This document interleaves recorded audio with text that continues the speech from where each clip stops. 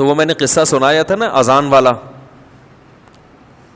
وہ اذان والا میں نے واقعہ سنایا تھا نا, اس سے پتہ چلتا ہے کہ بیوقوف دنیا میں ہول سیل کے حساب سے موجود رہتے ہیں. میں نے یہ واقعہ بیان میں سنایا. اچھا, جن کا واقعہ ہے نا وہ آج مجھے فجر میں ملے, انہوں نے کہا مفتی صاحب آپ نے آدھا سنایا آدھا چھوڑ دیا.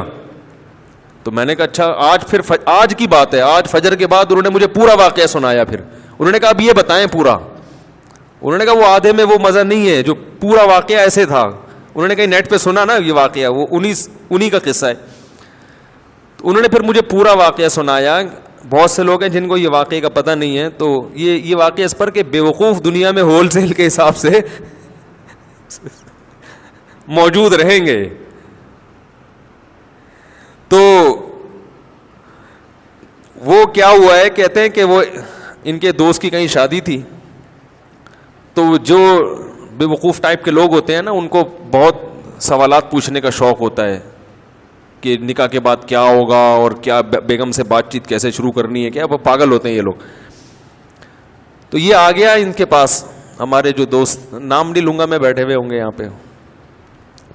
ایسا نہ دوبارہ پٹیں دولہے کے ابا سے, پھر یہ ایک دفعہ تو پٹ چکے ہیں, دوبارہ نہ پٹیں کہیں, زخم تازہ ہو جائے گا نا ان کا.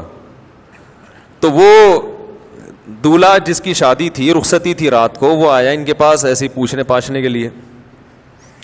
تو انہوں نے بتایا کہ بھائی دیکھو, زوجہ کے پاس جانے سے پہلے اذان دینی ہے تم نے.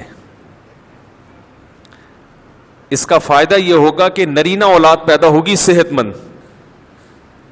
صحت.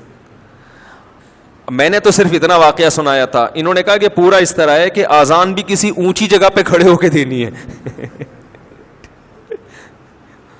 اذان کسی اونچی جگہ پہ کھڑے ہو کے دینی ہے, اور جب اذان شروع کر دو تو درمیان میں رکنا نہیں ہے.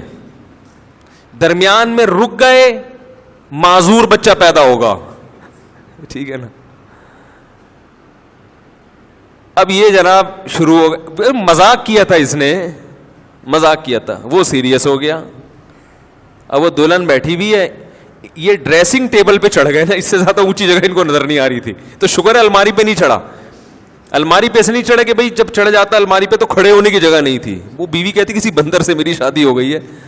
وہ ایک آدمی گیا نا نفسیاتی ڈاکٹر کے پاس کہ مجھے وہم ہو گیا کہ میں بندر تو نہیں ہوں. تو ڈاکٹر نے بولا پنکھے سے اترو گے تو میں علاج کروں گا نا اپنا, پنکھے سے تو نیچے اترو. تو ڈریسنگ ٹیبل پہ کھڑے ہو کر انہوں نے اذان کہنا شروع کی. اب وہ دلہن پاگل ہو گئی, چیخنے لگی یہ کیا کر رہا ہے بھائی, پاگل تو نہیں ہے. اور جا کے نا دروازہ بجا رہی ہے. تو یہ اذان کے دوران اس کو کہہ رہے حی علی الفلاح, اس کو اشارہ کر کہ نہیں کرو. اذان بھی چل رہی ہے, حی علی الصلاح حی علی الفلاح, اور اشارہ کر رہے کہ نہ نہ نہ. وہ دروازہ کھولا, دولہا کے ابا نے, دلہن کہہ رہی اس کو دیکھو کیا ہو گیا, یہ کون ہے, پاگل ہے. بھاگ گئی, وہ ظاہر ہے بھاگنا ہی تھا اس نے, گھر چلی گئی. تو نفسیاتی پاگل ہے. تو وہ صاحب مجھے سنا رہے تھے کہ صبح دولہے کے ابا آئے, انہوں نے پہلے دولہے سے تفتیش کی نا کیا ڈرامہ ہے بھائی. تو اس نے بتایا وہ فلاں صاحب نے. تو کہہ رہے صبح آتے ہی انہوں نے گریبان سے پکڑا, بات چیت شروع کرنے سے پہلے مکے لگانا شروع کر دی. کہہ رہے میں پوچھ رہا ہوں مسئلہ کیا ہے. انہوں نے کہا یہ میرے بیٹے کو تو نے کیا سکھایا.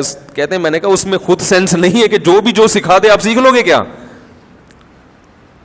کیا خیال ہے بھائی, یعنی کوئی بھی کچھ بھی کہہ دے تو آپ اس پہ عمل شروع کر دو گے, اس میں اتنی عقل نہیں ہے. تو مکے تو اس کے لگاؤ جا کے.